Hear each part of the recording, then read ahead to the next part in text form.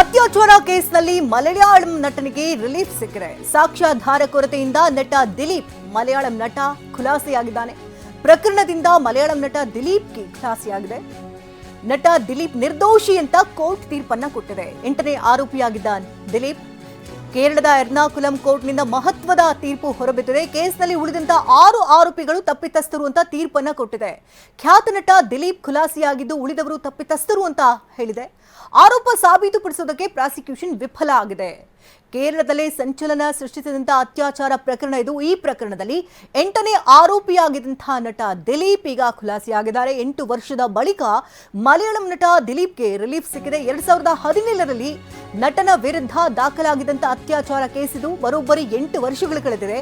8 ವರ್ಷಗಳ ಬಳಿಕ ಇದೀಗ ನಟ ದಿಲೀಪ್ಗೆ ರಿಲೀಫ್ ಸಿಕ್ಕಿದೆ. 2017ರಲ್ಲಿ ನಟಿಯ ಕಿಡ್ನಾಪ್ ಹಾಗೂ ಲೈಂಗಿಕ ದೌರ್ಜನ್ಯ ಆರೋಪವನ್ನ ಹೊರಿಸಲಾಗಿತ್ತು. ನಟಿಯನ್ನ ವಾಹನದಲ್ಲಿ ಅಪಹರಿಸಿ ಲೈಂಗಿಕ ಕಿರುಕುಳ ನೀಡಿದಂತ ಆರೋಪ ಕೇಳಿಬಂದಿತ್ತು. ವಿಡಿಯೋ ಚಿತ್ರೀಕರಣದಲ್ಲಿ ದಿಲೀಪ್ ಪ್ರಮುಖ ಪಾತ್ರ ಕೂಡ ವಹಿಸಿರ್ತಾನೆ. ಈ ಆರೋಪ ಅವ್ರ ಮೇಲಿತ್ತು. ಈ ಆರೋಪಿ ನಂಬರ್ 8 ಅಂತ ಬಂಧಿಸಿದ್ರು ಕೇರಳದ ಪೊಲೀಸರು. ಇದೀಗ ಈ ಪ್ರಕರಣದಲ್ಲಿ ಮಲಯಾಳಂ ನಟನಿಗೆ ರಿಲೀಫ್ ಸಿಕ್ಕಿದೆ. ಅಂದ್ರೆ ಇಡೀ ಪ್ರಕರಣದ ರೂವಾರಿ, ಈ ಪ್ರಕರಣದ ರೂಪುರೇಷೆಯನ್ನ ಮಾಡಿದ್ದೆ ಈ ದಿಲೀಪ್ ಅಂತ ಹೇಳಲಾಗ್ತಾ ಇತ್ತು. ಪ್ರಕರಣದ ಕಿಂಗ್ ಪಿನ್ ಅಂತ 8ನೇ ಆರೋಪಿಯಾಗಿದ್ರು ಈ ಪ್ರಕರಣದಲ್ಲಿ. ಇದೀಗ ಅವರನ್ನ ಖುಲಾಸೆಗೊಳಿಸಲಾಗಿದೆ. ಈ ಬಗ್ಗೆ ಹೆಚ್ಚಿನ ಡೀಟೇಲ್ಸ್ ಅನ್ನು ಕೊಡೋದಕ್ಕೆ ಮಂಗಳೂರು ಪ್ರತಿನಿಧಿ ನೇರ ಸಂಪರ್ಕದಲ್ಲಿದ್ದಾರೆ ಪೃಥ್ವಿ. ಯಾವ ಮಾನದಂಡಗಳನ್ನ ಇಟ್ಕೊಂಡು ಈ ದಿಲೀಪ್ ಅವ್ರನ್ನ ಖುಲಾಸೆಗೊಳಿಸಿದೆ? ವಾದ ಪ್ರತಿವಾದಗಳು ಏನಿತ್ತು? ಎಲ್ಲಿ ಅತ್ಯಾಚಾರ ಆಕೆಯ ಪರ ವಕೀಲರು ಸೋತರು ಅಂತ? ಶಕುಂತಲ, ಪ್ರಮುಖವಾಗಿ ಸಾಕ್ಷ್ಯಾಧಾರ ಕೊರತೆ. ಅಂದರೆ ಇಲ್ಲೂ ಕೂಡ ಸಾಕ್ಷ್ಯಾಧಾರಗಳ ಕೊರತೆಯಿಂದ, ಅಂದರೆ ಸಾಕಷ್ಟು ಸಾಕ್ಷ್ಯಾಧಾರಗಳು ಇತ್ತು, ಅದನ್ನು ಕೋರ್ಟ್ನಲ್ಲಿ ಪ್ರೂವ್ ಮಾಡಲಿಕ್ಕೆ ಕಷ್ಟ ಆಯಿತು. ಅಂದರೆ ಟೆಕ್ನಿಕಲ್ ಎವಿಡೆನ್ಸ್ ಯಾವುದು ಕೂಡ ಇರಲಿಲ್ಲ. ಎರ್ನಾಕುಲಂ ಜಿಲ್ಲಾ ಮತ್ತು ಪ್ರಧಾನ ನ್ಯಾಯಾಲಯ ಏನಿದೆ, ಸೊ ಅಲ್ಲಿ ಈ ಒಂದು ಕೋರ್ಟ್ನ ಹಿಯರಿಂಗ್ ನಡೀತಾ ಇತ್ತು. ಸೊ ಅಲ್ಲಿ ವಾದ ಪ್ರತಿವಾದಗಳ ಸಂದರ್ಭದಲ್ಲಿ ಅಂದರೆ ಸಾಕಷ್ಟು ನಟಿ ಖ್ಯಾತ ನಟಿ ಇದ್ರು, ಆ ನಟಿಯ ಪರ ವಕೀಲರು ಸಾಕಷ್ಟು ಎವಿಡೆನ್ಸ್ಗಳನ್ನ ಕೊಟ್ಟಿದ್ರು. ಅಂದರೆ ಇವರ ಮೇಲೆ ಅಂದರೆ ದಿಲೀಪ್ ಮೇಲೆ ಇದ್ದಂತಹ ಪ್ರಮುಖವಾದ ಆರೋಪ ಅಂತ ಏನು ಹೇಳಿದರೆ, ಈ ಒಂದು ಖ್ಯಾತ ನಟಿಯ ಅತ್ಯಾಚಾರಕ್ಕೆ ಸಂಬಂಧಪಟ್ಟಂತೆ, ಅಂದರೆ ಕಾರ್ನಲ್ಲಿ ಅಪಹರಿಸಿ ಅಲ್ಲಿ ಅತ್ಯಾಚಾರವನ್ನು ಮಾಡ್ತಾರೆ. ಅತ್ಯಾಚಾರ ಮಾಡಿದಂಥ ಸಂದರ್ಭದಲ್ಲಿ ವಿಡಿಯೋವನ್ನು ರೆಕಾರ್ಡನ್ನು ಮಾಡ್ಕೊಳ್ತಾರೆ. ಸೊ ಅದನ್ನು ಬಳಸ್ಕೊಂಡು ಕೆಲವೊಂದಿಷ್ಟು ಅಂದರೆ ಏನು ಆ ಒಂದು ದಿಲೀಪ್ ಆಕೆ ತಾನು ಹೇಳ್ದಂಗೆ ಕೇಳುವಂಥದ್ದು ಮತ್ತು ಈತನ ಕೆಲವೊಂದು ವಿಚಾರಗಳು, ಅಂದರೆ ಅವರ ಮಧ್ಯೆ ಇದ್ದಂತಹ ಕೆಲವು ವ್ಯಾಜ್ಯಗಳಿಗೆ ಸಂಬಂಧಪಟ್ಟಂತೆ ಈ ಒಂದು ವಿಡಿಯೋ ಚಿತ್ರೀಕರಣವನ್ನು ಮಾಡಿದ್ದಾರೆ ಅಂತ ಹೇಳಿ ಆರೋಪ ಮಾಡಲಾಗಿತ್ತು. ಮತ್ತು ನಟ ದಿಲೀಪ್ ಏನಿದ್ದಾರೆ, ದಿಲೀಪ್ ಕೆಲವೊಂದಿಷ್ಟು ಅಂದರೆ ಈ ರೀತಿ ಅತ್ಯಾಚಾರ ಮಾಡಿ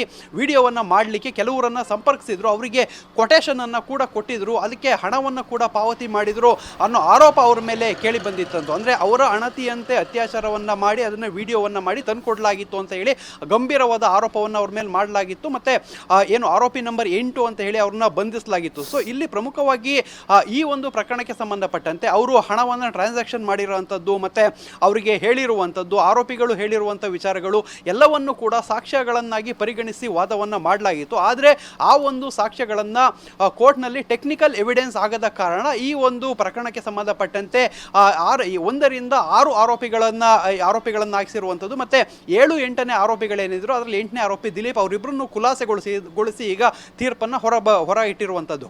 ಪ್ರಮುಖವಾಗಿ ಈ ಒಂದು ಕೇಸ್ನಲ್ಲಿ ಸಾಕಷ್ಟು ಅವರೇ ಕಿಂಗ್ ಪಿನ್ ಅಂತ ಹೇಳಿ ಆರೋಪವನ್ನು ಮಾಡಲಾಗಿತ್ತು. ಸೊ ಏನು ನಟಿ ಮಲಯಾಳಂ ಮತ್ತು ಕನ್ನಡ ಚಿತ್ರಗಳಲ್ಲೂ ಮಾಡಿರುವಂಥ ಖ್ಯಾತ ನಟಿ ಏನಿದ್ರು, ಸೊ ಅವರ ಅತ್ಯಾಚಾರವನ್ನು ಮಾಡಿದಂತಹ ಆರೋಪಿಗಳು ಕೂಡ ಇವರ ಹೆಸರನ್ನು ಕೂಡ ಹೇಳಿದರು. ಆದರೆ ಎಲ್ಲೋ ಒಂದು ಕಡೆ ಟೆಕ್ನಿಕಲ್ ಎವಿಡೆನ್ಸ್ಗಳು ಸರಿಯಾಗಿ ಇಲ್ಲದರ ಕಾರಣ ಈ ರೀತಿ ಖುಲಾಸೆಗೊಂಡಿರುವಂಥದ್ದು. ಮತ್ತು ಈಗ ಇನ್ನೂ ಮಾಹಿತಿ ಸಿಕ್ಕಿರುವಂಥ ಪ್ರಕಾರ ನಟಿ ಮತ್ತು ನಟಿ ಪರ ವಕೀಲರು ಕೇರಳ ಹೈಕೋರ್ಟ್ ಮೆಟ್ಟಿಲನ್ನು ಕೂಡ ಏಳಲಿಕ್ಕೆ ಎಲ್ಲ ರೀತಿಯಲ್ಲಿ ತಯಾರಿಯನ್ನು ಮಾಡ್ಕೊಂಡಿದ್ದಾರೆ ಅನ್ನೋ ಮಾಹಿತಿಗಳು ಕೂಡ ಸಿಕ್ಕಿದೆ. ಸೊ ಇಲ್ಲಿ ರಿಲೀಫ್ ಸಿಕ್ಕರೂ ಕೂಡ ಈಗ ಹೈಕೋರ್ಟ್ನಲ್ಲಿ ಅವರು ಮೊಕದ್ದಮೆಯನ್ನ ಹೂಡುವಂತಹ ಸಾಧ್ಯತೆಗಳಿದೆ, ಅಲ್ಲಿ ಫೈಟ್ ಮಾಡುವಂತಹ ಸಾಧ್ಯತೆಗಳಿದೆ. ಶಕುಂತಲಾ, ಧನ್ಯವಾದ ಪೃಥ್ವಿ ತಮ್ಮ ಅಪ್ಡೇಟ್ಸ್ಗಾಗಿ.